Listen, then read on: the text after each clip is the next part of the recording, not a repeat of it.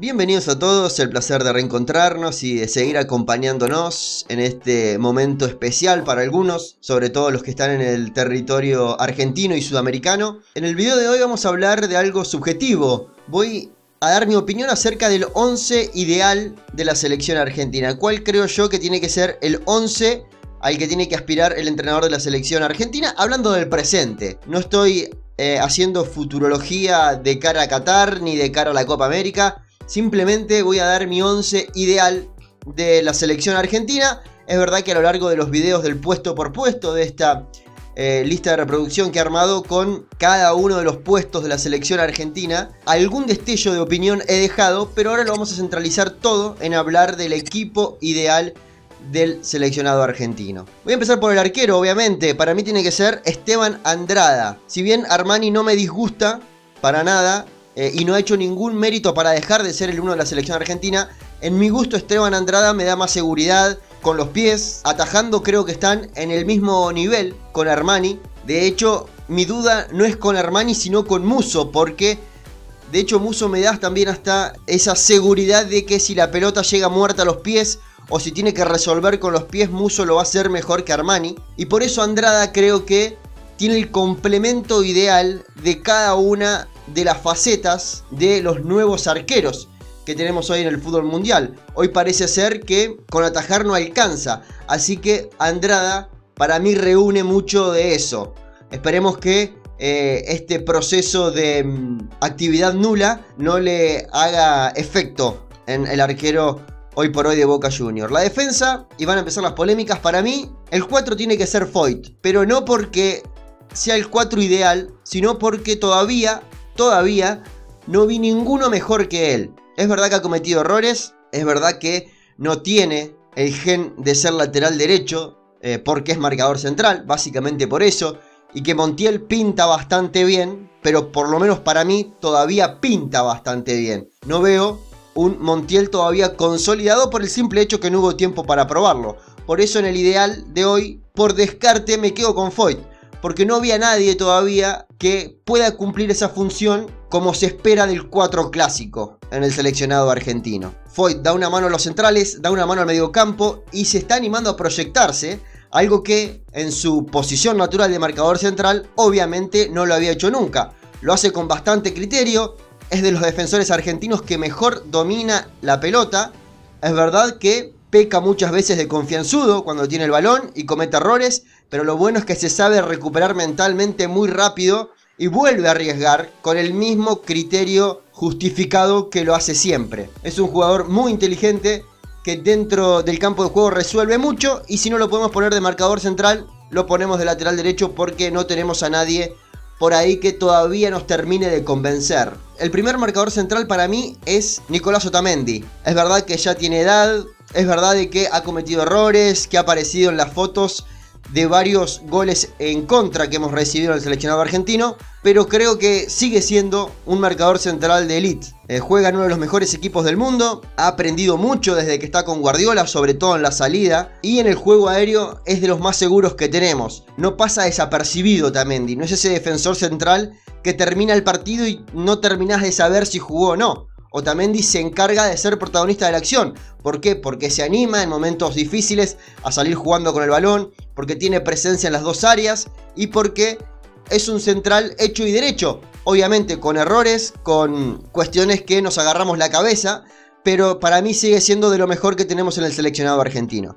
Y el segundo marcador central tiene que ser, en mi opinión, Nehuen Pérez. Cuando un jugador se va al exterior, siempre decimos que hay que darle tiempo de adaptación, que hay que tener un poquito de paciencia con esos jugadores. Yo creo que Nehuen Pérez ya pasó esa primer aduana que tiene el fútbol europeo, de la adaptación, de dejar de vivir con la familia, de estar con los amigos, de dejar el club en el cual te criaste y sentías la comodidad plena. Si bien hoy está en una liga menor como la portuguesa, es el mejor marcador central del fútbol portugués. Va a volver al Atlético Madrid seguramente después de esta Champions. Y para mí, siempre que se pone la camiseta de la selección argentina, al equipo que representa, a los 10 compañeros le da una tranquilidad necesaria. Que por ahí tenemos el desorden de Otamendi, tener el orden de Nehuen Pérez puede ser un complemento importante. Es verdad que todavía no tiene la altura y el porte necesario de un marcador central top mundial.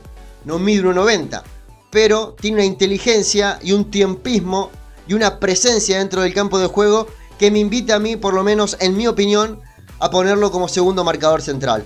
Y por izquierda, como tengo otras opciones para el mediocampo, lo voy a poner al huevo Acuña. Es muy difícil para mí armar un 11 de la selección argentina y dejar afuera el huevo Acuña. Siempre digo que el aporte anímico que tiene el huevo Acuña con la camiseta de la selección argentina repercute en cada uno de sus compañeros que están dentro del campo de juego. Se vuelve una ayuda, se vuelve un complemento importante, no pasa desapercibido, tiene mucho criterio, actitud de sobra, mucha garra, y la verdad que en esa pulseada, si se quiere, con Tagliafico, en la parte futbolística los veo bastante parecidos, pero en la parte anímica, Huevo Acuña le saca algún pasito de ventaja a Tagliafico. Por eso lo ubico en el sector izquierdo de la defensa, y tener al Huevo Acuña ahí me da la posibilidad de rearmar una defensa de 3 defensores si es necesario, porque teniendo a Foyt por el otro lado, se pueden ubicar como 3 centrales los 3 defensores y Acuña pasar a la línea de medios. El mediocampo, voy a usar un sistema de 4-3-1-2, como le decimos en Argentina, o 4-4-2 en rombo, como se le dice en Europa. Por derecha voy a ubicar a Rodrigo de Paul. Nunca lo hubiese elegido a Rodrigo de Paul si no lo hubiese visto jugar con la camiseta de la selección argentina. Creo que yo ni nadie lo pedíamos a gritos para el seleccionado argentino, y hoy por hoy se convierte en un jugador muy importante y que le trae muy buenos resultados, tanto a la transición defensa-ataque como a la transición ataque-defensa.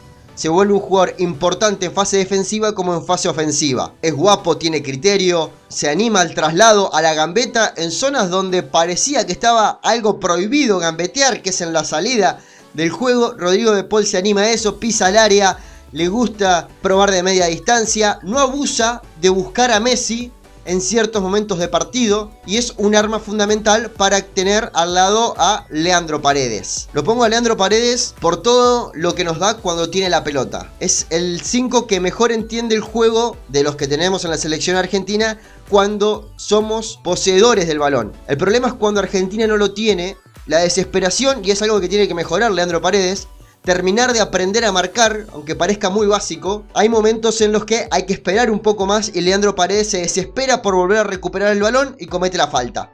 Bueno, eso es algo que imagino que con el tiempo, porque no nos olvidemos que jugar de 5 para Paredes no deja de ser nuevo, porque se crió siendo enganche y se nota. En este momento de terminar de aprender a marcar, creo que hay que darle la chance, por todo lo que nos da cuando tiene la pelota, a Leandro Paredes de ser el 5 del seleccionado argentino. Por izquierda ubico a Lucas Ocampos, entre los 5 mejores jugadores que tiene hoy el fútbol español, sin duda. El mejor fichaje del último mercado de pases del fútbol español, sin lugar a dudas. Se ha reinventado a jugar por derecha desde que está en el Sevilla, pero el ADN de Lucas Ocampos habla de jugar por izquierda. Es verdad que ponerlo en una línea de 3 mediocampistas puede ser abusar de un equipo demasiado ofensivo, pero creo que en este equipo de roles y de funciones, no de posiciones, en la fase defensiva Ocampos, con lo que ha aprendido en todo el último tiempo, porque ya lleva 10 años en el fútbol europeo, a utilizar su cuerpo, creo que puede ser también importante en la fase defensiva. Es un jugador de trayectos largos, que saca diferencia en velocidad, pero que no es un tronco con la pelota, ni mucho menos, muchísima clase con el balón. De lo mejor que tenemos hoy en el fútbol europeo, hablando de jugadores argentinos que han aparecido en el último mercado. Y creo que las veces que ha jugado en la selección argentina, que fueron puñaditos de partidos, ha demostrado que se puede ganar un lugar. Del enganche no voy a hablar demasiado, porque es Messi, y estamos viendo un Messi, como hemos hablado en algún video, con una fase defensiva bastante protagónica y bastante insistente. Una reacción de Messi cuando no tiene la pelota argentina que se contagia también al resto de los jugadores. Y me gusta que sea él el que inicie, el que lleve la bandera de la recuperación muchas veces. Arriba, Lautaro Martínez, hoy por hoy el jugador más pretendido del mercado mundial. A ver, con Mbappé, Haaland, Lautaro está ahí, comen la misma mesa. Lo de Lautaro Martínez ha sido un crecimiento a pasos agigantados y firmes, porque no es crecer por crecer, sino con criterio, impresionante. Desde que estaba en Racing hasta ahora hemos visto un Lautaro que se ha transformado muchísimo y que todo lo bueno que le veíamos en el sub-20 en Racing se ha multiplicado y es realmente muy pero muy bueno. Y el acompañante en mi once ideal es el Kun Agüero, que también está reinventándose en la selección argentina, porque no es que agacha la cabeza cuando Argentina no tiene el balón, sino que también se preocupa por la fase defensiva. Me gusta este Kun Agüero, que también tiene una reacción rápida a la hora de la recuperación y se está entendiendo muy bien en los momentos que lo hemos visto con Lautaro y con Messi. Hacen un tridente de temer realmente. Ninguna defensa del mundo le gustaría jugar contra Messi, Lautaro y Agüero. Así que este es mi 11 ideal del seleccionado argentino. Sé que van a haber muchas críticas a varios de estos jugadores, pero bueno, me gustaría leerlos en sus comentarios. Muchas gracias por apoyar este canal y seguimos por acá hablando de selección argentina.